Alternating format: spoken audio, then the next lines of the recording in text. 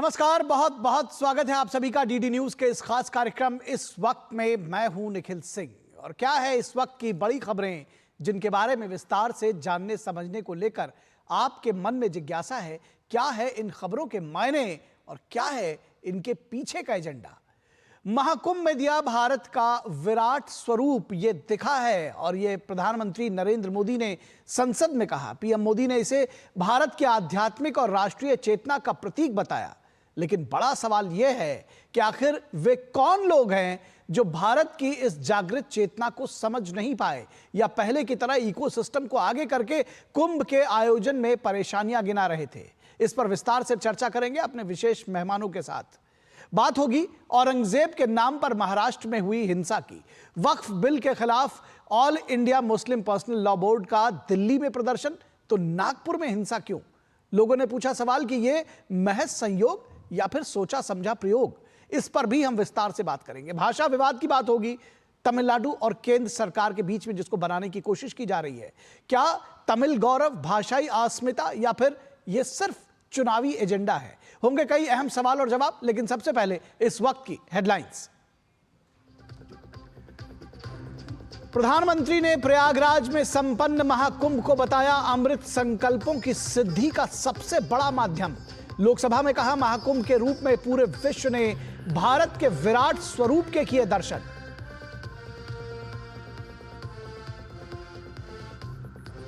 Raisina dialogue में विदेश मंत्री डॉक्टर एस जयशंकर का पश्चिमी देशों पर कड़ा प्रहार। कहा पाकिस्तान की ओर से भारत में हमले और घुसपैठ को क्षेत्रीय विवाद में बदला। तुलसी गबार्ड का हिंद प्रशांत क्षेत्र में शांति और सुरक्षा सुनिश्चित करने पर जोर। नागपुर में सोमवार को भड़की हिंसा के बाद अब हालात काबू में। सीएम ने आरोपियों के खिलाफ कड़ी कार्रवाई के दिए निर्देश। मामले में जांच शुरू। हिंसा में 33 पुलिसकर्मी घायल, 47 आरोपी हिरासत में। नौकरी के बदले जमीन घोटाला मामले में बिहार की पूर्व सीएम राबड़ी देवी पटना स्थित ईडी के दफ्तर में हुई पेश। तेज प्रताप यादव से भी पूछताछ के लिए ईडी दफ्तर पहुंचे।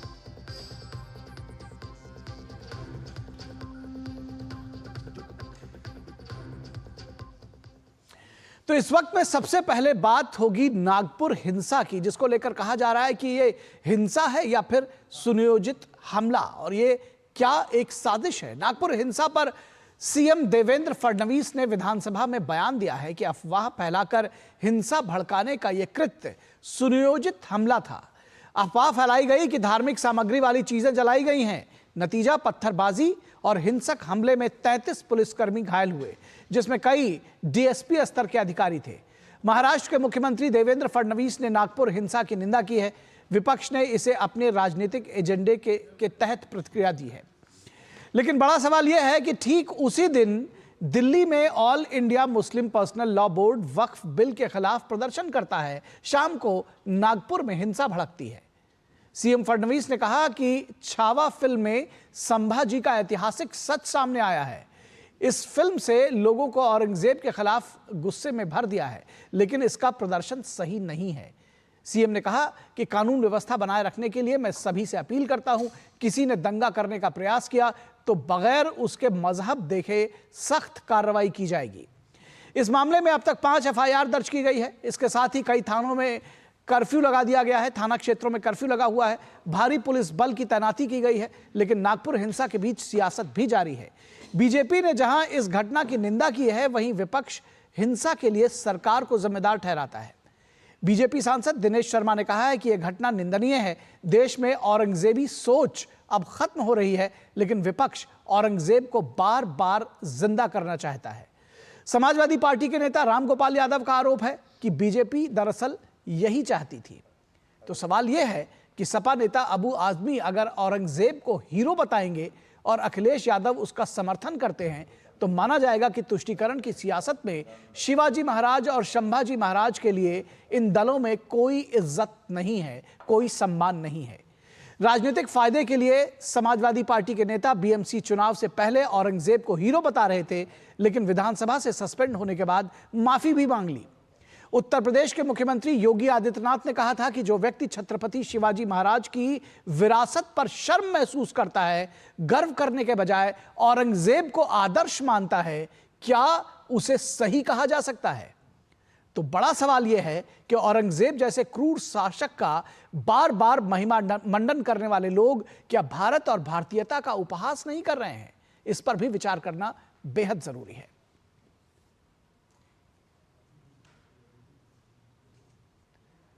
तो कई सारे सवाल खड़ा करती है ये रिपोर्ट। आपने सुनी कि अगर औरंगजेब का महिमा मंडन होता है तो क्या भारत और भारतीयता के खिलाफ या उस मानसिकता का परिलक्षित नहीं होती है? इस पर भी समझने की जरूरत है, इस पर विचार करने की जरूरत है। महाराष्ट्र के सीएम देवेंद्र फडणवीस ने क्या कुछ कहा कि स्थिति पर नियंत्रण कैसे पाया गया है और क्या कुछ कहा है उन्होंने, आइए आपको सुनाते हैं।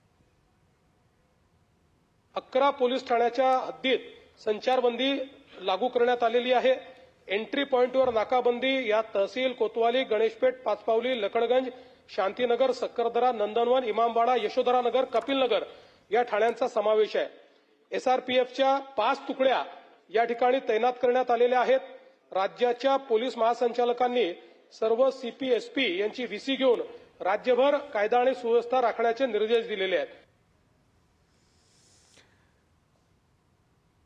वहीं महाराष्ट्र के डिप्टी सीएम एकनाथ शिंदे ने घटना की पूरी जानकारी दी और कहा कि इसके लिए जो भी जिम्मेदार है उसके खिलाफ सख्त कार्रवाई की जाएगी, किसी को बख्शा नहीं जाएगा।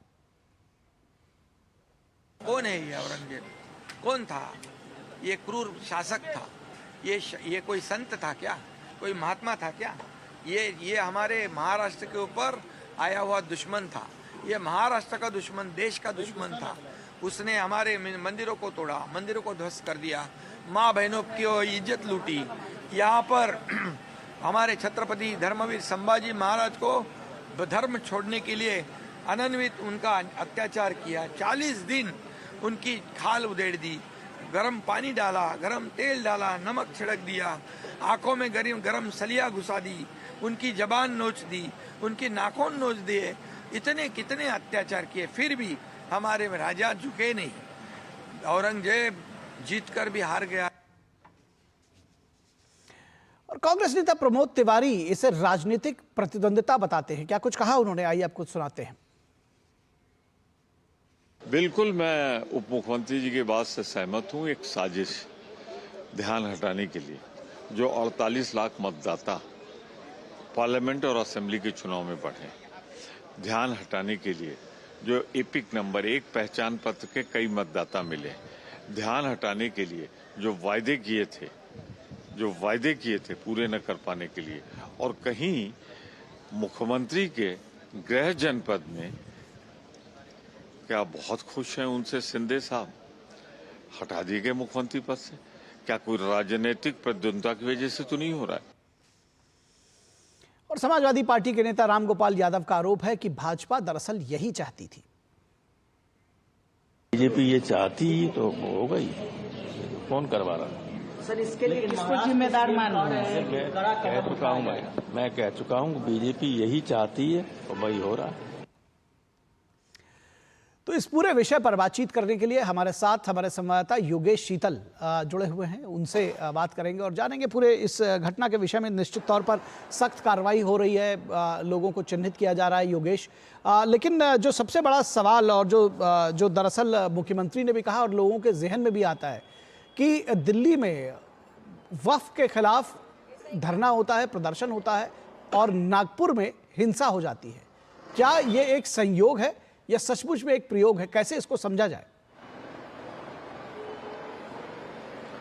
देखिए, थोड़ी पृष्ठभूमि में जानी होगी अगर इसको बारीकी से समझना है। आपको याद, कुछ समय पहले, मुझे लगता है बहुत ज़्यादा दिन नहीं हुए, जब संजय राउत जो कि उबाटा के नेता है, उन्होंने कहा था कि महाराष्ट्र में जो है, जो सरकार है, जो सत्ता है, वो औरंगजेब की सरकार, जब औरंगजेब का शासन था उससे भी बेकार है।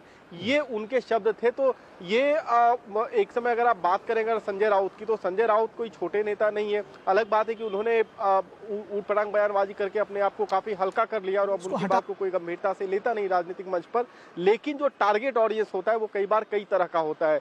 तो एक संदेश जो है उबाटा की तरफ से साफ गया था और उसके कुछ समय आसपास जो है अब वो आदमी का बयान आया था। तो कुल मिलाकर अगर आप देखिए, अगर आप डॉट्स को कनेक्ट करेंगे तो एक क्लियर कॉन्स्पिरेसी तो आपको इस तरफ दिखेगी। अगर आप हिंसा जो नागपुर में रात में जो हिंसा हुई है उसमें जो कॉन्स्पिरेसी की बात हो रही है, चाहे वो देवेंद्र फडणवीस कह रहे हो या फिर एकनाथ शिंदे कह रहे हो या फिर वहाँ के जो प्रवीण दटके जो के स्थानीय विधायक है उन्होंने भी कहा है कि बाहर के लोग आए थे।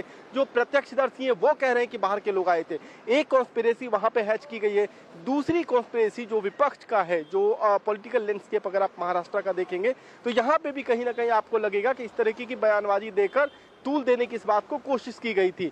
अब जो हिंसा हुई है, जो देर शाम हिंसा हुई जिसमें करीब 40 के करीब जो है पुलिसकर्मी घायल है, जो निजी और सार्वजनिक संपत्ति है उसको नुकसान हुआ है, डर का माहौल वहां पर बनाया गया है जो कि नागपुर में आमतौर पर नहीं देखने को मिलता है। एक सुरक्षित शहर माना जाता है, उप राजधानी जो है वो महाराष्ट्र का है।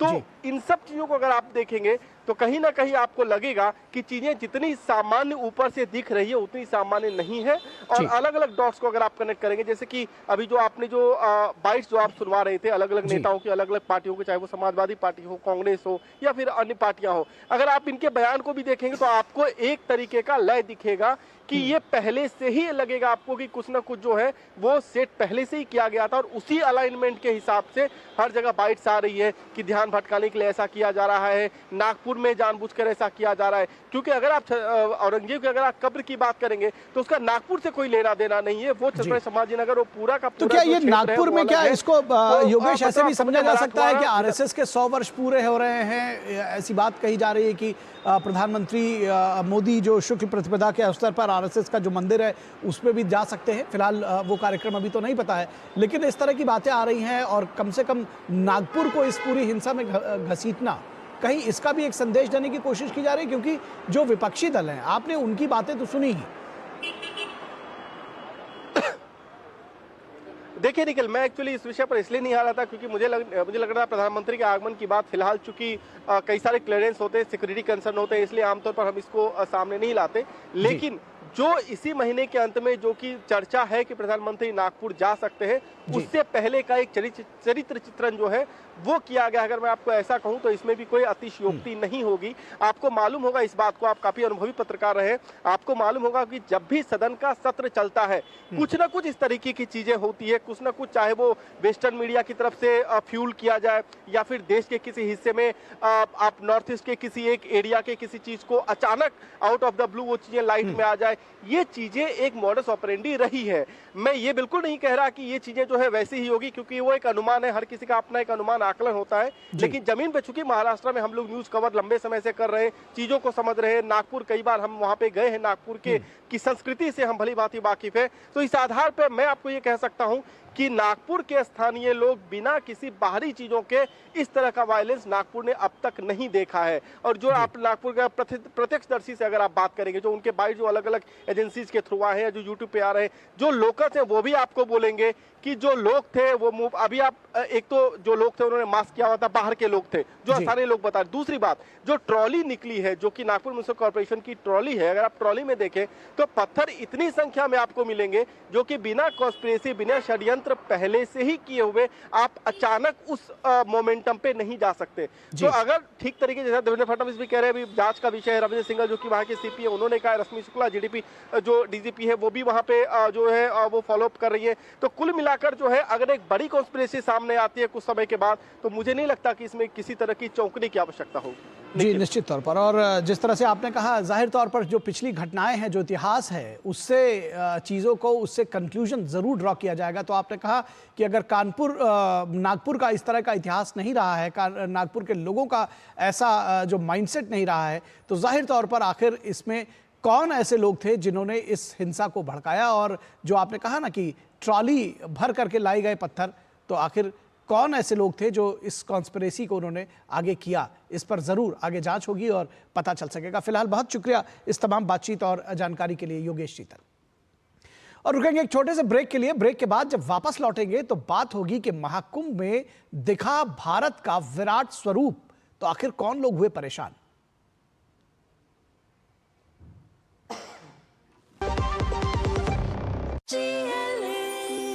जो लक्ष्य चुना था समझ आने लगा है। GLA यूनिवर्सिटी, उच्च लक्ष्य की निश्चित प्राप्ति। मेरी पसंद, मेरी पसंद, मेरी पसंद, मेरी पसंद, हमारी पसंद, हम सबकी पसंद। मजबूत देश का मजबूत सरिया हो गया स्टील। स्वागत है आपका ब्रेक के बाद। और महाकुंभ में दिखा भारत का विराट स्वरूप, और ये बहुत सारे लोगों ने देखा। कम से कम 67 करोड़ से ज्यादा लोग वहां पहुंचे, उन्होंने देखा। प्रयागराज एकता के महाकुंभ में 67 करोड़ से ज्यादा श्रद्धालुओं ने त्रिवेणी संगम पर आस्था की डुबकी लगाकर भारत की सांस्कृतिक समागम का एक विश्व रिकॉर्ड बना दिया। पीएम मोदी ने इसे भारत की आध्यात्मिक और राष्ट्रीय चेतना का प्रतीक बताया है। पीएम मोदी ने महाकुंभ और भारत की सांस्कृतिक चेतना को लेकर लोकसभा को संबोधित किया। पीएम ने कहा कि मैं सदन के माध्यम से देशवासियों को कोटि कोटि नमन करता हूं, जिनकी वजह से महाकुंभ का सफल आयोजन हुआ। यानी कि इसका जो पीएम ने साफ तौर पर लोगों को इसका श्रेय दिया। पीएम मोदी ने कहा कि पिछले साल अयोध्या में राम मंदिर प्राण प्रतिष्ठा समारोह में हम सभी को एहसास कराया था कि देश अगले 1000 वर्षों के लिए कैसे तैयार हो रहा है। इस वर्ष महाकुंभ ने हमारी सोच को और मजबूत किया है। पीएम ने कहा कि इतिहास में कुछ पल ऐसे होते हैं जो आने वाली पीढ़ियों के लिए मिसाल बन जाते हैं। भक्ति आंदोलन के समय जिस तरह आध्यात्मिक चेतना जागृत हुई थी देश में, ठीक वैसे ही महाकुंभ में भी सांस्कृतिक और आध्यात्मिक चेतना को पुनर्जीवित करने वाला ये आयोजन रहा है। समाज जब अपनी विरासत पर गर्व महसूस करता है, तब ऐसी भव्य और प्रेरक तस्वीरें सामने आती हैं। इस आयोजन से एक भारत श्रेष्ठ भारत की भावना और ज्यादा मजबूत हुई है। एकता के महाकुंभ के इस अद्भुत आयोजन ने कई विश्व कीर्तिमान बनाए हैं। पीएम मोदी कहते हैं कि 140 करोड़ देशवासियों की आस्था एक साथ एक समय में एक पर्व में जुड़ी ये अभिभूत करता है। पीएम मोदी ने राम मंदिर प्राण प्रतिष्ठा के बाद कहा था कि देव भक्ति से देशभक्ति, देश की जागृत चेतना का साक्षात्कार तब से लोगों ने किया है। लेकिन बड़ा सवाल यह है कि आखिर वे कौन लोग थे जो भारत की इस जागृत चेतना को समझ नहीं पाए, या फिर पहले की तरह इकोसिस्टम को आगे करके कुंभ के आयोजन में परेशानियां गिनाते रहे, कमियां ढूंढते रहे। कुंभ आयोजन के दौरान प्रतिपक्ष के नेता राहुल गांधी रायबरेली में थे। प्रियंका और राहुल गांधी की कुंभ स्नान की चर्चा चली, लेकिन वे गए नहीं। लेकिन प्रधानमंत्री के वक्तव्य पर प्रतिक्रिया देने सबसे आगे राहुल गांधी आ गए। कुंभ में जाने वाले नौजवानों के रोजगार की चर्चा पीएम मोदी क्यों नहीं करते, ये बात राहुल गांधी कर रहे हैं। क्या राहुल गांधी खड़गे के बहकावे में आ गए हैं? मल्लिकार्जुन खड़गे, जिनका स्टेटमेंट था कि गंगा नहाने से गरीबी दूर नहीं होती, या फिर लालू प्रसाद यादव के फालतू कुंभ, या फिर ममता बनर्जी के मृत्यु कुंभ ने उन्हें सनातन के भव्य आयोजन से दूर रखा है? वजह चाहे जो भी हो, लेकिन सनातन के खिलाफ हर फेक नैरेटिव का जवाब महाकुंभ ने जरूर दे दिया है। तो एक साथ 67 करोड़ से ज्यादा लोग जो जुटे, तो उन्होंने सारे नैरेटिव का जवाब दे दिया है। और जैसा कि हमने बताया कि प्रधानमंत्री नरेंद्र मोदी ने लोकसभा में संबोधित किया, तो प्रधानमंत्री मोदी ने कहा कि महाकुंभ में देशवासियों ने राष्ट्रीय चेतना के दर्शन किए। उन्होंने कहा कि महाकुंभ ने सभी शंकाओं और आशंकाओं का जवाब दे दिया है। महाकुंभ में हमने हमारी राष्ट्रीय चेतना के जागरण के विराट दर्शन किए हैं। ये जो राष्ट्रीय चेतना है, ये जो राष्ट्र को नए संकल्पों की तरफ ले जाती है, ये नए संकल्पों की सिद्धि के लिए प्रेरित करती है। महाकुंभ ने उन शंकाओं आशंकाओं को भी उचित जवाब दिया है जो हमारे सामर्थ्य को लेकर कुछ लोगों के मन में रहती है। पीएम ने कहा कि राम मंदिर प्राण प्रतिष्ठा समारोह ने यह एहसास कराया कि देश अगले 1000 वर्षों के लिए कैसे तैयार हो रहा है। पिछले वर्ष अयोध्या के राम मंदिर प्राण प्रतिष्ठा समारोह में हम सभी ने यह महसूस किया था कि कैसे देश अगले 1000 वर्षों के लिए तैयार हो रहा है। इसके ठीक 1 साल बाद महाकुंभ के इस आयोजन ने हम सभी के इस विचार को और दृढ़ किया है। देश की ये सामूहिक चेतना देश का सामर्थ्य बताती है। तो देश की सामूहिक चेतना देश का सामर्थ्य बताती है, ये कहना है प्रधानमंत्री का। उनका ये भी कहना है कि ये जो भारत की आध्यात्मिक और राष्ट्रीय चेतना का प्रतीक रहा है महाकुंभ, और अगर कुछ लोगों को भारत की एकता पर, अखंडता पर और लोगों की क्षमता पर शक होता था, तो महाकुंभ ने उन सबको धता बताया है, उन सबको जवाब दिया है। इस पूरे विषय पर चर्चा करने के लिए हमारे साथ 3 खास मेहमान जुड़े हुए हैं, उनसे आपका परिचय करा दें। हमारे साथ एसएन सिंह बीजेपी के प्रवक्ता जुड़े हुए हैं। एसएन सिंह साहब, बहुत स्वागत है आपका। संदीप त्रिपाठी कांग्रेस के नेता हमारे साथ जुड़े हुए हैं। संदीप जी, बहुत स्वागत है आपका। और विनोद मिश्रा हमारे कंसल्टिंग एडिटर जुड़े हुए हैं। विनोद जी, आपका भी स्वागत है। और आपके साथ इस चर्चा की शुरुआत करना चाहेंगे। अभी आपने प्रधानमंत्री का वक्तव्य सुना, आपने देखा कि किस तरह से प्रधानमंत्री ने कहा कि ये जो कुंभ है, जो उसकी एकता है, वो हमें एक नए संकल्प के लिए प्रेरित करती है और भारत के विराट दर्शन लोगों ने किए हैं। लेकिन आखिर क्यों और कौन वो लोग हैं जिनको ये अभी भी शक बना हुआ है? क्या इकोसिस्टम को आगे करके छिद्रान्वेषण करना, हर चीज में कमी निकालना, क्या ये आपको लगता है कि सिर्फ सियासत है या उससे ज्यादा कुछ और परेशानी है? निखिल, जब हम कहते हैं भगीरथ प्रयास, तो हमने भगीरथ प्रयास में ये सुना है और हमने हमारे जो धर्मशास्त्र हैं उसमें ये कहा गया है कि भगीरथ प्रयास से ही गंगा धरती पे आई थी। लेकिन इस दौर में जब हम ये देखते हैं पिछले 10 साल में एक भगीरथ प्रयास को, कि राष्ट्रीय चेतना जगाने वाले जो हमारे विरासत पे गर्व करने की जो एक भाव लोगों के मन में पैदा हुआ है, ये भी एक भगीरथ प्रयास ही है जी।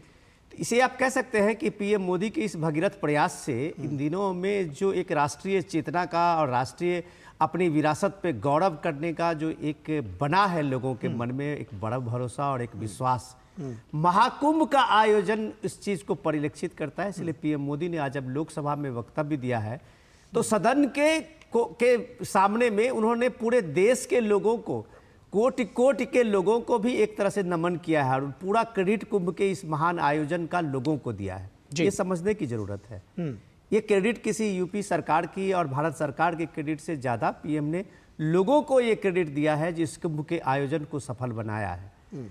तो ये भव्य और दिव्य कुंभ के आयोजन में जो एक महाकुंभ का जो महासंदेश है, वो भी आज दुनिया को समझने की जरूरत है कि आपके भारतीय जो पीएम मोदी कह रहे थे, जो लोकसभा में वक्तव्य दे रहे थे, तो क्या आप ये देखिए कि भारत की संस्कृति का एक उत्सव के रूप में मनाया जा रहा है। आप मॉरिशस में प्रधानमंत्री मोदी अभी अपने यात्रा के वृतांत को सुना रहे थे कि महाकुंभ के उस स्नान के बाद जो वो जल लेके गए थे, वो वहां जाके लोगों ने कैसे वो इसको एक उत्सव के रूप में मनाया था। तो देश ने एक महाकुंभ के आयोजन को एक उत्सव के रूप में मनाया है, जिसमें सारे नैरेटिव जो आप अपनी रिपोर्ट में बता रहे थे कि अब तक सनातन को लेके, भारतीय परंपरा और भारत के दर्शन को लेके जितने नैरेटिव्स थे उसके अगेंस्ट में सबको महाकुंभ ने जवाब दिया है। तो भारत के एक विराट स्वरूप का जो दर्शन लोगों ने किया है, 67 करोड़ लोग प्रयागराज के एक छोटे से इलाके में आके और गंगा स्नान करके त्रिवेणी के संगम में और चले जाते हैं, ये एक मामूली बात नहीं थी निखिल। ये इस देश के वैभव, ये इस देश की इच्छा शक्ति और इस देश की जो आध्यात्मिक शक्ति और राष्ट्रीय चेतना की जागृति है, इसी को परिलक्षित करता है जो पीएम मोदी बता रहे हैं। बिल्कुल आपकी बात सही है, लेकिन दरअसल जो सवाल मेरा था वो मैं चाहूंगा कि अब संदीप त्रिपाठी उसका जवाब दें कि कुंभ के आयोजन में बहुत सारे लोग परेशानियां गिना रहे थे, और अगर जहां तक मुझे याद है तो संदीप त्रिपाठी के साथ इसके पहले भी चर्चा हुई थी, परेशानियां संदीप जी आप भी गिना रहे थे। आपको लगता है कि कम से कम अब थोड़ा समझना चाहिए इस बात को कि जब हम संकल्प जो है हमारे वो सिद्धि की तरफ बढ़ रहे हैं, नए संकल्प से प्रेरित होने का वक्त है, और ये वक्त है कि जब जैसे पूरा देश एक विरासत पर गर्व करने के लिए मतवाला सा दिखता है कि उसको एहसास हो रहा है, तो उसके साथ खड़े होना ज्यादा उचित होगा बनस्पत उस हर चीज में सियासत ढूंढना।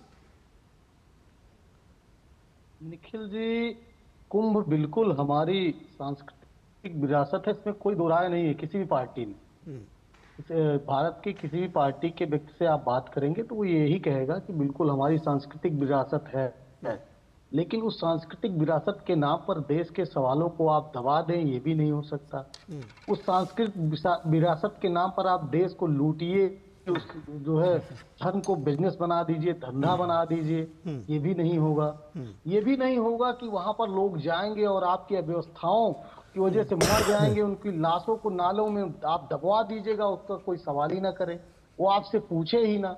उसको आप सदन में आप, बड़ा अच्छी बात है, आपको स्पेशल जो है अपना एक नियम के तहत बोलने के लिए आते हैं, आप समय देते हैं, इसलिए क्योंकि आपको लगता है कहीं योगी जी कुंभ के नाम पर आपसे बड़े नेता ना बन जाए, तो उसका क्रेडिट जनता को दे दीजिए। ताकि एक बात ये ध्यान रखिएगा संदीप जी, जो कुछ आप बोल रहे हैं उसके लिए प्रमाण आपको देना पड़ेगा। आपने कहा लाशों को दबवा देते हैं, कुंभ के नाम पर लूट रहे हैं, बीजेपी के प्रवक्ता बैठे हैं वो आपको काउंटर करेंगे, लेकिन मैं कम से कम चाहूंगा कि आप अगर पब्लिक प्लेटफॉर्म पे ये बात कह रहे हैं तो कुछ सबूतों के साथ आइएगा, क्योंकि ये बहुत गंभीर और बहुत बड़ा आरोप आप लगा रहे हैं। जी आगे बढ़िए। जी ठीक है, घोटाले की बात अमर उजाला की रिपोर्ट है, डेट में बता दूंगा, और जो है कम से कम जी लगातार अमर उजाला ने इस बात को उठाया, आज तक उस बात का कोई संज्ञान नहीं लिया गया। रही बात अब आप लाशों की जो है पटने की बात, बहुत सारे मीडिया बंधुओं ने बिल्कुल दिखाया कि किस तरीके से वहां पर क्या बात कर लाशों के अंबाल लगे। क्या बात कर रहे हैं, क्या बात कर रहे हैं। अगर आपको इसी तरह, अगर आप इसी को सबूत मानते हैं तो कृपया इसको सबूत ना समझे। निखिल जी चलिए आप अपनी बात पूरी करिए।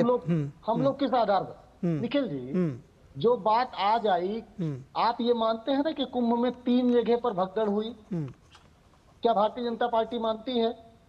क्या उन्होंने आंकड़े बताए? आपसे क्यों छिपाया गया, मीडिया से क्यों छिपाया गया?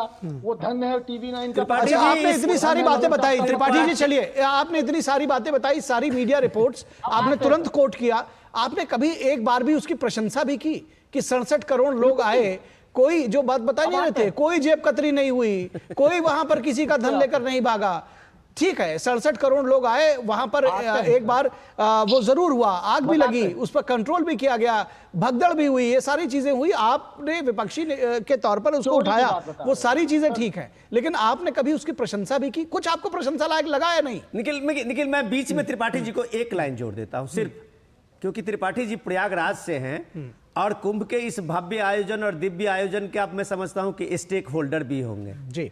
लेकिन अगर ये लाशों की बात करते हैं और ये कुंभ की बात करते करते अपनी सियासत में योगी और मोदी को भी ले आते हैं, पीएम को भी ले आते हैं, तो समझने की जरूरत है कि देश के आज़ादी के बाद पहला कुंभ जब पंडित जवाहरलाल नेहरू के नेतृत्व में हुआ था, और पहला कुंभ 1954 का था। त्रिपाठी जी मैं आपको याद दिला दूं, 900 लोग मर गए थे उस स्टैम्पेड में, उस भगदड़ में।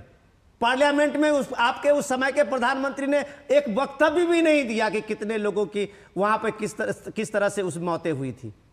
क्या बात करते हैं आप, और आज आप लाशों की गिनती गिनने के लिए लाशों की गिनती, और सबसे बड़ी बात जो सबसे बड़ी बात ये है, आप क्यों जो हमारा आज की जो रिपोर्ट है कि भारत की इस दिव्यता को, एक राष्ट्रीय गौरव को, विरासत पे को लेके जो राष्ट्रीय चेतना के एक स्वर एक साथ में उठा है, इस पे गर्व करने की जरूरत है त्रिपाठी जी, सियासत करने की जरूरत नहीं है। आगे बताइए। मैं जवाब दे, बहुत बढ़िया बात आपने 1954 की बात की, पंडित जवाहरलाल नेहरू ने बिल्कुल सदन में बोला था, उसका वक्तव्य आप ढूंढेंगे मिल जाएगा, पहली चीज। दूसरी चीज, 1954 में कोई भगदड़ नहीं हुई थी, जो अखाड़ा उस समय था ही नहीं, उस समय संतों में पहले स्नान को करने को लेकर एक विवाद होता है, जिसमें एक झगड़ा होता है, उस झगड़े की वजह से जो भगदड़ होती है उसमें लोग मारे जाते हैं, उसमें किसी अव्यवस्था की बात नहीं थी। उसके बाद जिस भी कारण से हुआ था उसको आप झुटला नहीं सकते। दूसरी बात मैं एसएन सिंह को लेकर आऊं, नहीं मैं एसएन सिंह को लेकर आऊं, उसके अलावा ये जो जिस तरह से आपने कहा कि लाशों को दबा दिया गया, इस तरह की चीजें कम से कम अगर आपके पास कोई फैक्ट ना हो तो कृपया आपसे गुजारिश है। नहीं बिल्कुल नहीं, एसएन सिंह ऐसी आदत हो गई, वो संसद में भी अनर्गल बात करेंगे, नेता भी करेंगे और प्रवक्ता भी बात करेंगे। तुलसीदास जी की चर्चा करूंगा। तुलसीदास जी भगवान राम की महिमा के लिए रामचरितमानस लिखते हैं, उसके बावजूद भी उन्होंने मारीच और सुबाहु का वर्णन किया है। आज जो मारीच सुबाहु बनकर कांग्रेस जो है अपने प्रारूप को दिखाई, अपने स्वरूप को दिखाई है, निश्चित तौर पे आज दूरदर्शन चैनल दिखा रहा है। आज जो इनके राष्ट्रीय अध्यक्ष के बयान को, राहुल गांधी जी के बयान के और इनके प्रवक्ता के बयान को भी समय आप दे रहे हैं, बहुत समय दे रहे हैं। अब मैं आता हूं आज की चीजों पर, चर्चा होनी चाहिए। आदरणीय प्रधानमंत्री जी ने क्या कहा? आदरणीय प्रधानमंत्री जी ने कहा राष्ट्रीय चेतना, वो राष्ट्रीय चेतना जो भारत का गौरव है, उसकी चर्चा उन्होंने किया। उन्होंने व्यक्ति की बात नहीं की कि व्यक्तिगत चेतना जो कांग्रेस में समा गई। राष्ट्रीय चेतना मतलब संपूर्ण राष्ट्र, संपूर्णता के भाव से, जहां कोई जाति नहीं, धर्म नहीं, मत नहीं, मजहब नहीं, पंथ नहीं, सभी लोग एकता के भाव में आए। और जो भारत का मेन मूल मंत्र है वसुधैव कुटुंबकम, सर्वे भवन्तु सुखिनो, सबके सुख के कल्याण की कामना और सभी को एक परिवार मान के जिस तरह से आस्था की डुबकी लगाए, उसको उन्होंने कहा कि ये विरासत है। उन्होंने कांग्रेस को कुछ कहा नहीं। हमने तो कहा कि तुलसीदास जी ने पहले ही बता दिया है कि वो मारी सुबाहु को जगह दिए थे। प्रधानमंत्री जी मारी सुबाहु मानते हुए कांग्रेस की चर्चा ही नहीं की है। संपूर्ण भारत को उन्होंने श्रेय दिया। अब रही बात बंटवारे की, भैया बंटवारा से ही जिस पार्टी को कुर्सी मिली हो वो तो बंटवारे की बात कहेगा। आज एकता की बात हो रही है कि देखिए संपूर्णता के भाव से जो आज 60 करोड़ लोग, 70 करोड़ लोग एक जगह उपस्थित हो रहे हैं और वहां कोई भेदभाव नहीं है, कोई ऊंच नीच नहीं है। और यही हमारी सांस्कृतिक चेतना है, यही हमारी धरोहर है, यही हमारी जागृति का मेन केंद्र है, जिसको विवेकानंद जी भी जाकर कहते हैं कि भारत में ऐसी बहुत सारी चीजें होती हैं जो दुनिया को रास्ता दिखाती है। आज जो ये नया भारत है उसने रास्ता दिखाया कि कुछ पार्टियां जाति की राजनीति करती हैं, धर्म की राजनीति करती हैं, लेकिन जो मोदी जी के नेतृत्व में भारतीय जनता पार्टी है, उसके नेतृत्व में अगर कुंभ होता है तो उस सफल कुंभ का आयोजन संपूर्ण भारत को दिया जाता है। मोदी जी ने तो कभी कहा नहीं कि कांग्रेस के लोग उसमें समर्थन नहीं दिए। हाँ, आपने विरोध जरूर किया, लेकिन मोदी जी के संपूर्ण भाषणों में देखेंगे। और योगी जी की जो चर्चा कर रहे थे, योगी जी ने तो बहुत स्पष्टता से कहा कि भाई जाकी रही भावना जैसी, प्रभु मूरत देखी तिन तैसी। भाई बहुत सारे ऐसे लोग होते, परम पिता परमेश्वर परमात्मा, वो उन्होंने इस सृष्टि की रचना की, उन्होंने ही गिद्धों को बनाया, उन्होंने इस यार बिलार को बनाया, लेकिन सबको अपनी अपनी चीजें पसंद आती है। अगर कांग्रेस को हर समय लाशें पसंद आती हैं तो आज जरूर निखिल जी आपके माध्यम से पूछूंगा, हालांकि ये सवाल पूछा नहीं जाना चाहिए, लेकिन चूंकि कांग्रेस के प्रवक्ता ने किया कि भाई आजादी के समय कितनी लाशें, कितने हिंदुओं की हत्या हुई थी, बंटवारे के समय में उसको बताइएगा। जो पश्चिम बंगाल में आंदोलन हुआ उसमें कितने हिंदू मारे गए, जो कश्मीर में पलायन हुआ उसमें कितने हिंदू मारे गए, और जो पूरे भारत में बड़ा पेड़ गिरा के सिखों की हत्याएं की, आज उस कांग्रेस से जरूर पूछना चाहूंगा, ये राष्ट्रीय चेतना नहीं है। राष्ट्रीय चेतना, राष्ट्रीय गौरव इस बात का प्रतीक है कि वसुधा को कुटुंब आने वाला, सबके सुख की कामना करने वाला ये संपूर्ण भारत एक है, जिसको दुनिया ने आज देखा। ये राष्ट्रीय चेतना, इस राष्ट्रीय चेतना की बात प्रधानमंत्री जी ने। ठीक है, मैं आता हूं संदीप जी आपके पास। उससे पहले मैं लोकसभा में प्रधानमंत्री के संबोधन के बाद नेता प्रतिपक्ष राहुल गांधी ने क्या कुछ कहा, उनका स्टेटमेंट भी आपको दिखा दे। पहले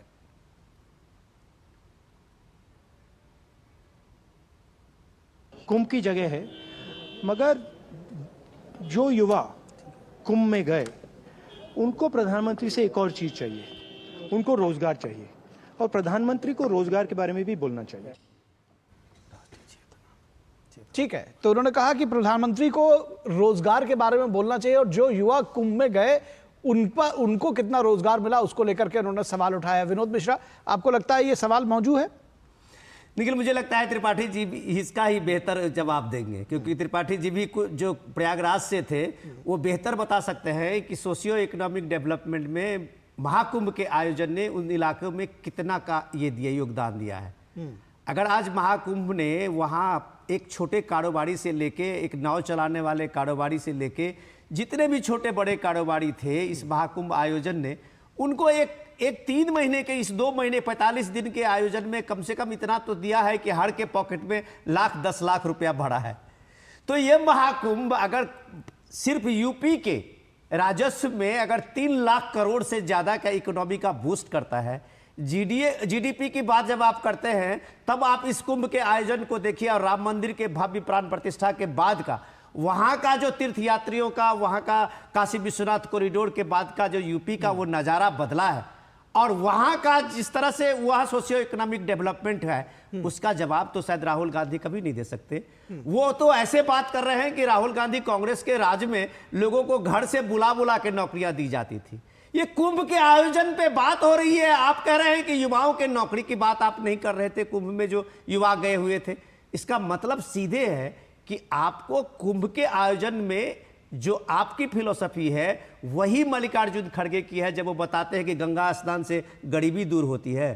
तो त्रिपाठी जी, क्या गंगा स्नान करने से वहाँ एक एक मल्लाहों को जो करोड़ों रुपए का बिजनेस किया है उसे गरीबी दूर हुई कि नहीं हुई?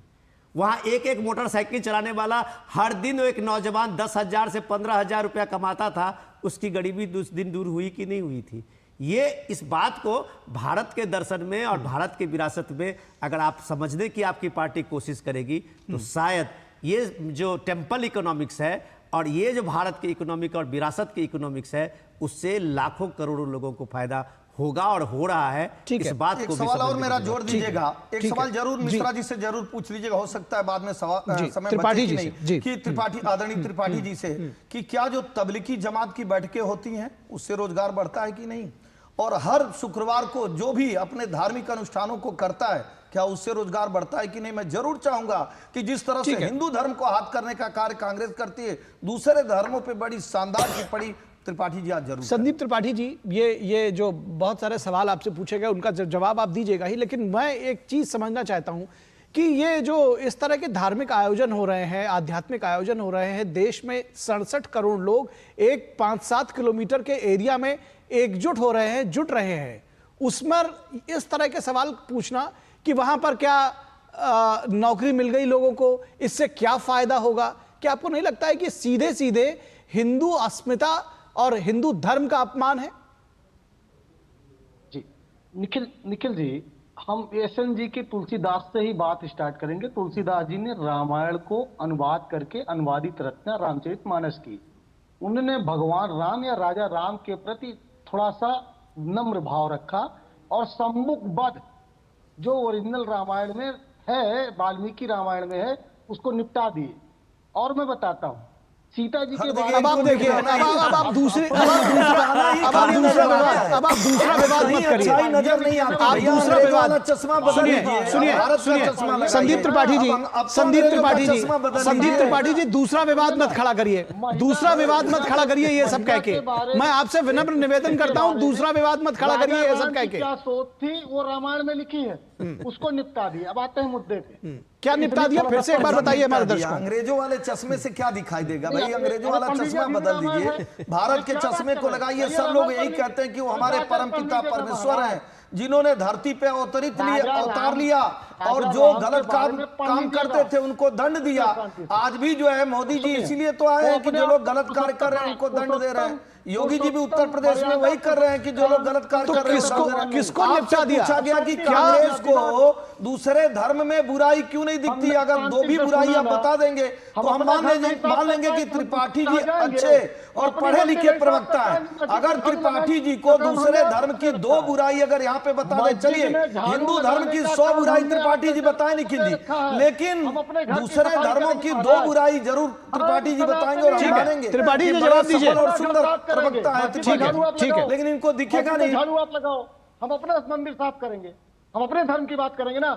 हमारे यहाँ अच्छा आप अपने धर्म की बात करेंगे, मतलब ये भारत धर्म की बात करेंगे, बुराई करेंगे। भारत में सिर्फ एक धर्म आप मानते हैं, आप तो इसका मतलब संविधान को भी नहीं मानते हैं। अब आप मान लिए कि भारत में दूसरा धर्म ही नहीं है, तो ये तो अच्छी घोषणा है कि कांग्रेस ने मान लिया कि ये हिंदू देश है और यहाँ हिंदू धर्म है और हम हिंदुओं के प्रति ही चर्चा करेंगे।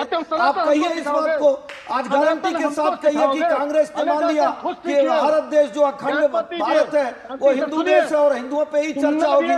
बाबा साहब का जो संविधान है वो तो कहता है कि बहुतायत धर्म है भारत में, सभी धर्मों का सम्मान होना चाहिए, लेकिन बाकी धर्मों का सम्मान और हिंदुओं का अपमान यही तो कांग्रेस करती है। आज पूछा जा रहा है कि भैया आपको क्यों दिक्कत, क्यों इसमें खराबी लगी? आपने एक बार नहीं बताया कि मदरसे में 5 साल की बच्ची के साथ दुष्कर्म होता है तो आप कहिए मदरसा खराब है। आपकी हिम्मत नहीं है कि आप कहेंगे मदरसा खराब है, लेकिन आपको कुंभ में अगर कोई थोड़ी सी दिक्कत हो जाएगी तो आप कहेंगे नहीं कुंभ तो खराब था।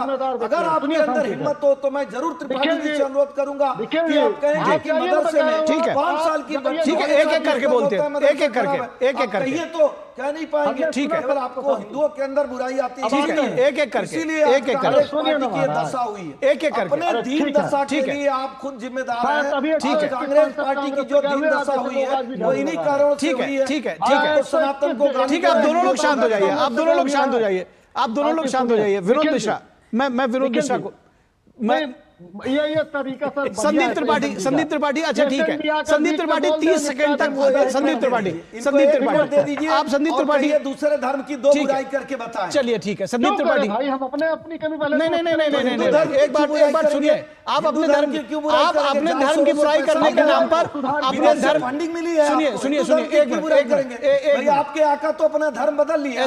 राहुल गांधी जी का क्या धर्म है?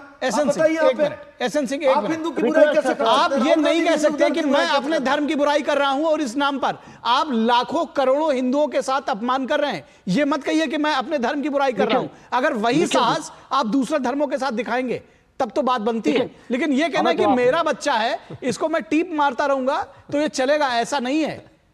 ठीक है जी, जो मुद्दे की बात हो रही है, रही बात जो है टीप लगाने की, जी बिल्कुल, आप बात तो वही कह रहे हैं, इसीलिए मैंने कहा मेरा ये मानना है कि पहले हम अपना घर सुधार कर ले। महात्मा गांधी जी ने कहा था कि नहीं तो ये आपने घर सुधार करने की बात कहाँ कही? ऊपर कर लीजिए, आपने घर सुधार करने की बात नहीं कही। अपने घर सुधार नहीं, मैंने कहा अरे आप कितना सुधारेंगे? 50 साल तो सुधारे, धर्म व्यापारी लोग कितना सुधारेंगे भैया? घर भर लिए, सर यही है, ये अभी सहिष्णुता की बात। चलिए बोलिए, आप चलिए बोलिए, जल्दी से बोलिए। हाँ बिल्कुल सर, मुद्दे की बात यह है कि अभी राहुल जी ने जिस तरीके से अभी जो वक्तव्य दिया, उन्होंने ये कहा कि जो कुंभ में युवा गए, युवा की बात मोदी जी ने जहां तक मैंने सुना लगभग 7 बार युवाओं का जिक्र उन्होंने किया।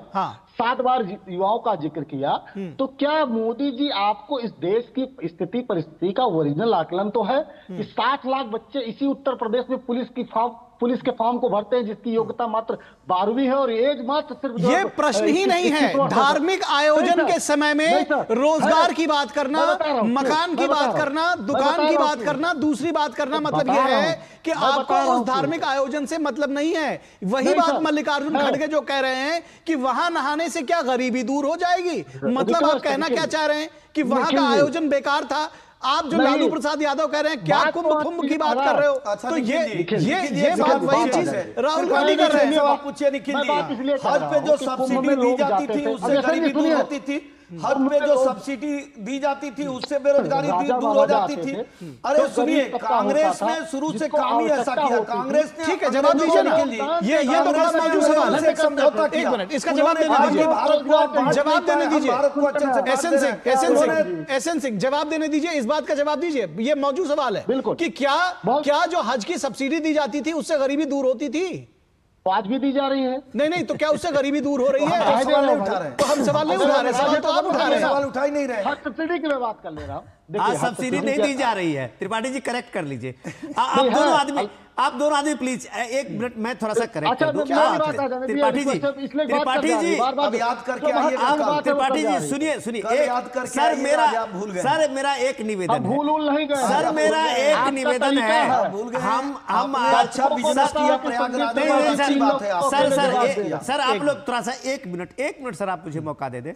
सर हम लोग ये आज का जो डिस्कशन आए थे, जो प्राइम मिनिस्टर मोदी के जो वक्तव्य थे सदन में, उसकी चर्चा करने के साथ बहुत देर से आप आने की कोशिश कर रहे हैं। उस पूरे डिबेट को ही आप कहां से कहां लेके जा रहे हैं त्रिपाठी जी? हम तो, आप प्रयागराज से हैं, हमारे लिए आदरणीय है, हमारे लिए प्रयागराज कुंभ और आप एक समान है। सुनिए 1 मिनट सुनिए तो सही, विनोद जी जल्दी खत्म करिए। आप जिस तरह से आपने बाबा तुलसी को भी लेके, जिस तरह से आपने पहला ही वक्तव्य से शुरू किया त्रिपाठी जी, सवाल है कि बाबा तुलसी के आप उस योगदान को कांग्रेस पार्टी क्या जाने बाबा तुलसी ने किस तरह से राम की अयोध्या को भारत के जन जन तक पहुंचा दिया, उत्तर से दक्षिण, पूरब से पश्चिम। आपने कुछ और उसका अपना नैरेटिव में उसको बताया।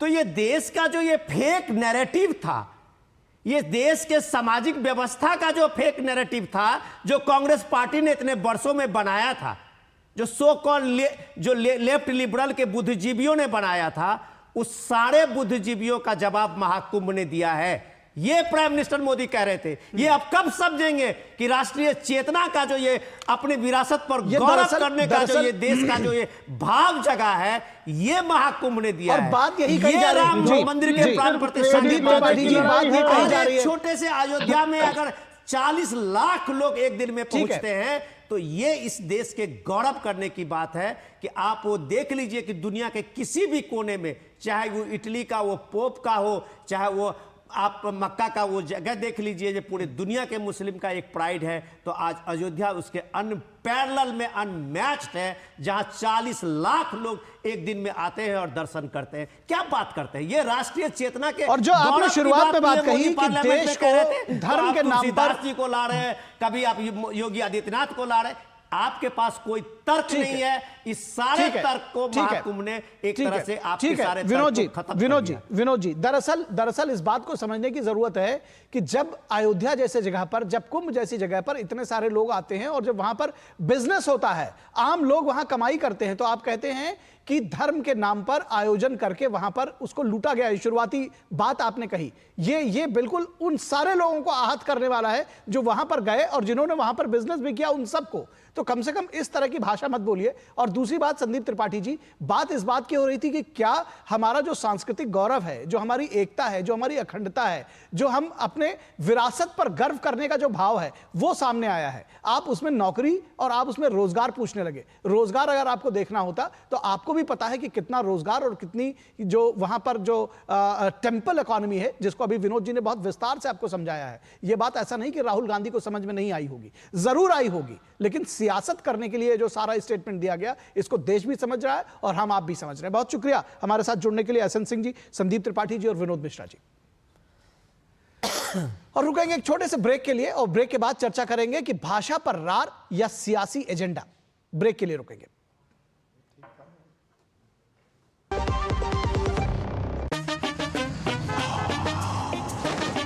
कैसे धंधा बढ़ेगा, कैसे गल्ला चलेगा, कैसे टाइकून बनेगा, ये काफी नहीं बेटा, जो स्कूटर है तेरा कब रॉकेट बनेगा। सिर्फ नजर बट्टू लगाने से बिजनेस बढ़ता तो हर बड़ा बिजनेस नहीं करता। बिजनेस बढ़ता है क्रेडिट से। अपनी दुकान में क्रेडिट ऑन यूपीआई अपनाओ, कस्टमर्स को यूपीआई पे क्रेडिट मिलेगा तो कस्टमर्स बढ़ेंगे और उनकी शॉपिंग भी। क्या समझे? अपने पेमेंट पार्टनर से संपर्क करें। जब धरती चीर कर निकलता है लोहे का पत्थर और मिलता है मोंगिया के जोश से, फिर तपता है, पिघलता है और बनता है फौलाद। अब होता है सरिया सारी खूबियों के साथ। मोंगिया स्टील, मजबूत देश का मजबूत सरिया। जो लक्ष्य चुना था समझ आने लगा है। GLA यूनिवर्सिटी, उच्च लक्ष्य की निश्चित प्राप्ति। Under the Honorable PM's leadership, an unprecedented push to yoga has been given. Today, yoga is playing a significant role in enhancing health and wellness across the world. PM Yoga Awards are given in recognition to outstanding contributions by individuals and organizations to the field of yoga. These awards carry a trophy, certificate and a prize of 25 lakh rupees. Hurry! Send your entries through MyGov platform before 31st March. Visit Ministry of Ayush website or MyGov platform for more details. स्वागत है आपका break के बाद, और अब बात करेंगे भाषा पर रार या सियासी एजेंडा, या फिर यह कहा जाए भाषा पर रार या चुनावी एजेंडा, क्योंकि 2026 में दरअसल तमिलनाडु में चुनाव है। नई शिक्षा नीति में 3 भाषा फॉर्मूले को लेकर केंद्र और तमिलनाडु सरकार आमने सामने है। संसद से लेकर सड़क तक इसे लेकर सियासी घमासान जारी है। तमिलनाडु के सीएम एमके स्टालिन ने हिंदी को तीसरी भाषा के रूप में लागू करने से साफ इनकार कर दिया है। इतना ही नहीं, स्टालिन ने हाल ही में बजट दस्तावेज में रुपए के चिन्ह को भी तमिल भाषा से बदल दिया था। राजनीतिक विश्लेषक इस पूरे घटनाक्रम को दक्षिण भारत में हिंदी को लेकर परंपरागत विरोध का राजनीतिक लाभ लेने की कोशिश के तौर पर देख रहे हैं। हालांकि केंद्र सरकार ने साफ कहा है कि वो इस पूरे मुद्दे पर चर्चा के लिए हमेशा तैयार है। इस बीच दक्षिण भारत के आंध्र प्रदेश से हिंदी के समर्थन के साथ ही सधा हुआ रुख देखने को मिल रहा है। पहले पवन कल्याण और अब आंध्र प्रदेश के सीएम चंद्रबाबू नायडू ने भाषा विवाद को लेकर विरोध से अलग रुख दिखाया है। चंद्रबाबू नायडू ने कहा कि राष्ट्रीय भाषा दिल्ली में हिंदी की में धारा प्रवाह बातचीत को सक्षम करेगी। मुख्यमंत्री ने कहा कि केवल वे लोग ही दुनिया भर में आगे बढ़ रहे हैं जो अपनी मातृभाषा में अध्ययन करते हैं। नायडू ने कहा कि भाषा केवल संचार के लिए होती है, ज्ञान भाषा से नहीं आएगा। केवल वे लोग जो अपनी मातृभाषा में स्टडी करते हैं वे दुनिया भर में उत्कृष्टता प्राप्त कर रहे हैं। मातृभाषा के माध्यम से सीखना आसान है। उन्होंने कहा कि मैं ये आपको बहुत स्पष्ट रूप से बता रहा हूँ, भाषा नफरत करने के लिए नहीं है। आंध्र प्रदेश में मातृभाषा तेलुगु है, हिंदी राष्ट्रीय भाषा है और अंतर्राष्ट्रीय भाषा अंग्रेजी है। उन्होंने अपील की कि भाषाओं को लेकर अनावश्यक राजनीति करने की कोई जरूरत नहीं है और उन्होंने अधिक से अधिक भाषाएं सीखने का भी आह्वान किया। वहीं आंध्र प्रदेश के ही डिप्टी सीएम पवन कल्याण ने तमिलनाडु के नेताओं पर हिंदी विरोध के पाखंड का आरोप लगाया था। उन्होंने कहा था कि तमिल सिनेमा के कलाकार हिंदी से मुनाफा कमाते हैं लेकिन हिंदी भाषा को अपनाने से इनकार करते हैं। जो तमिल फिल्में होती हैं उसको हिंदी में डबिंग करके पैसा तो कमाना चाहते हैं, लेकिन जब स्टालिन इसकी बात करते हैं तो वो हिंदी का विरोध करते हैं। पवन कल्याण ने कहा कि किसी भाषा को जबरन थोपना या फिर उसका अंधाधुंध विरोध करना, दोनों ही हमारे भारत में राष्ट्रीय और सांस्कृतिक एकजुटता के उद्देश्य को प्राप्त करने में मदद नहीं करते हैं। चूंकि राष्ट्रीय शिक्षा नीति 2020 में हिंदी को अनिवार्य नहीं किया गया है, इसलिए इसे लागू करने के बारे में झूठी बातें फैलाना केवल जनता को गुमराह करने का प्रयास है। तो वहीं केंद्रीय शिक्षा मंत्री धर्मेंद्र प्रधान ने इससे पहले तमिलनाडु सरकार पर पीएम श्री योजना को लेकर यू टर्न लेने का आरोप लगाया था। प्रधान ने कहा था कि एनईपी 2020 का विरोध तमिल गौरव, भाषा और संस्कृति की रक्षा से जुड़ा नहीं है, बल्कि ये केवल और केवल राजनीतिक लाभ के लिए है।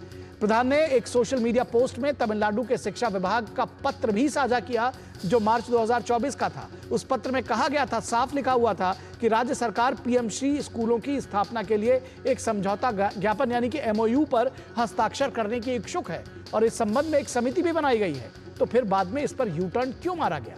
सवाल उठेगा कि फिर कुछ महीनों बाद ऐसा क्या हो गया जो स्टालिन को भाषा युद्ध का आह्वान करने पर मजबूर कर रहा है। स्पष्ट है कि एनईपी में हिंदी थोपी नहीं जा रही है, बल्कि ये ऑप्शनल है। तो फिर इसका विरोध क्यों? क्या ये 2026 में राज्य के चुनावों को देखते हुए एक भावनात्मक एजेंडा ढूंढने की कोशिश तो नहीं है? सवाल यह भी है कि राज्य में डीएमके की सहयोगी कांग्रेस का इस पूरे मुद्दे पर अपना स्टैंड क्यों नहीं साफ हुआ? क्या उत्तर और दक्षिण भारत में हिंदी को लेकर कहीं विरोध तो कहीं समर्थन की सियासत में उलझी कांग्रेस को कोई फैसला ले पाने में मुश्किल हो रही है? ये सारे सवाल कांग्रेस से भी पूछे जाएंगे। और इस पूरी खबर पर बातचीत करने के लिए हमारे साथ हमारे संवाददाता श्याम सुंदर जुड़े हुए हैं हैदराबाद से। उनका रुख करेंगे और जानेंगे कि किस तरह से इस पूरी खबर पर। हमारे साथ विनोद मिश्रा हमारे संवाददाता माफ़ कीजिएगा हमारे संपादकीय सलाहकार वो भी जुड़े हुए हैं। बहुत स्वागत है विनोद जी एक बार फिर से आपका। और मैं श्याम सुंदर के पास जाऊंगा और ये जानने की कोशिश करूंगा कि ये दरअसल जो पूरा विवाद है और जब ये बात कही जाती है कि दक्षिण भारत के राज्य और उसमें तमिलनाडु के साथ साथ दूसरे राज्य इसमें आंध्र प्रदेश और तेलंगाना जैसे राज्य भी शामिल हो जाते हैं, उनको ये कहा जाता है कि वो राज्य इसके खिलाफ है। जबकि चंद्रबाबू नायडू ने और फिर डिप्टी सीएम पवन कल्याण ने इसको शीशे की तरह साफ कर दिया कि दरअसल ये तमिलनाडु की अपनी सियासत है। क्या कुछ कहेंगे और क्या भावनाएं आंध्र प्रदेश में है? दिग्गज सियासती नेता चंद्रबाबू ने अपने वक्तव्य में बोला कि और मातृभाषा और राष्ट्रभाषा में कोई फ़र्क नहीं है और कोई अंतर नहीं है। मातृभाषा सीखना ज़रूरी है और उसमें नैपुण्य बढ़ेगा। ये राष्ट्रभाषा सीखने से कम्युनिकेशंस भी बढ़ेगा। अपनी राष्ट्रभाषा हिंदी है, अगर बाहर गए तो हिंदी सीखने से, हिंदी बात करने से कोई दिक्कत भी नहीं रहेगा। उसके अलावा अंतर्राष्ट्रीय भाषा है, इंग्लिश है। इंग्लिश सीखने के लिए अपने देश के बच्चे पढ़ाई लिखाई के लिए दूसरे विदेशों में भी जा रहे हैं। इंग्लिश सीखना भी कोई गुनाह नहीं है, कोई गलत नहीं है। और इसके उदाहरण तौर पे देखें तो अपने पूर्व प्रधानमंत्री नरसिम्हा राव जी ने 14 भाषा सीख लिए सो है, और उनकी मातृभाषा तेलुगु है। तेलुगु के अलावा Hindi, Marathi, Gujarati, he speaks more than 14 languages when he was alive. उसके हिसाब से कोई मात्र राष्ट्रभाषा कोई दिक्कत नहीं है, कोई लागू करने में भी कोई तकलीफ नहीं है। और इसके हिसाब से पीएम श्री भी पूरे हिंदुस्तान में सेलेक्टिव स्कूल्स में 14,500 स्कूल तक पूरा अमल हो रहे हैं। 2022 में जो केंद्र सरकार, केंद्र कैबिनेट में इसको आमोद किए हैं, अमल किए हैं, सो है ये पूरे हर एक नागरिक का जिम्मेदारी है कि ये पीएम श्री अमल करना चाहिए। ये अपने बच्चों के भविष्य के लिए बहुत फायदेमंद है और ये आगे जाके बहुत रिजल्ट, पॉजिटिव रिजल्ट भी देंगे। जी जी जी जी, निश्चित तौर पर विनोद जी, आपको लगता है कि ये सीधे तौर पर, कुछ और नहीं, सीधे सीधे कोरी सियासत है? 2026 के लिए एक भावनात्मक एजेंडा ढूंढा जा रहा है, क्योंकि जब बात हिंदी की हो रही है तो हिंदी तो ऑप्शनल है। ये कहा जा रहा है हिंदी थोपने की बात, आरोप यही है कि हिंदी थोपा जा रहा है, हिंदी तो थोपने की बात कहीं हो ही नहीं रही है। देखिए, सबसे इम्पोर्टेंट तो ये है आज की रिपोर्ट में, जो आपकी रिपोर्ट है उसमें, कि चंद्रबाबू नायडू के इसमें एक खुले तौर से इस बोलने से कम से कम ये हुआ कि उत्तर दक्षिण की बात जो अब तक कर रहे थे जी, और हिंदी थोपने की जो बात कर रहे थे, उसको सीएम कहीं चंद्रबाबू ना कहीं स्टालिन के पूरे एजेंडे की हवा निकाल दी। अगर कहा उसने चंद्रबाबू नायडू ने एक तरह से साफ कर दिया है। साफ ये भी कहा इसलिए है कि चंद्रबाबू नायडू ने कहा कि भाषा जो है वो एक कम्युनिकेशन है जी। आप जब 1 से 2 से 3 से 4 से ज्यादा भाषा सीखते हैं तो इसका मतलब ये है कि आप संवाद करने में, कम्युनिकेशन में आप और अपने को एक स्किल्ड करते हैं। तो आप जब आप तमिल हो, तेलुगु हो, मराठी हो, कोई भी मातृभाषा है, अगर वहाँ के लोग अपनी भाषा सीखते हैं तो उसके गौरव की बात है और वो सम्मान की बात है। इसलिए मातृभाषा के का तो महत्व है अपनी जगह पे। लेकिन जब आप अपने स्टेट से बाहर जाते हैं, तब आपको, अगर मान लीजिए आप दिल्ली जाते हैं, वहाँ आपको अगर अच्छी हिंदी नहीं आती है, आप कम्युनिकेशन नहीं आपका हो पाता है, तो ऑब्वियसली ये आपको अपने ही व्यवहार में और अपने ही व्यवसाय में, अपने ही रोजगार में दिक्कत होती है। तो कम्युनिकेशन का स्किल होना एक सबसे बड़ी चीज़ है आज के दौर में। आप एक तरह से इसको बोल सकते हैं कि ये एम्प्लॉयमेंट से लेके, रोजगार से लेके, अपने आप को भी एक पर्सनैलिटी डेवलपमेंट में है। इंपॉर्टेंट ये है सबसे, जो अभी की एक रिपोर्ट आई है कि जिस मातृभाषा की बात और तमिल की बात करके, प्राइड की बात करके स्टालिन एक सियासत का एक दूसरा भाषाई युद्ध की बात करते हैं, तमिलनाडु में लगातार प्राथमिक स्कूलों में, सरकारी स्कूलों में खास करके तमिल पढ़ने वाले बच्चों की संख्या घटती जा रही है।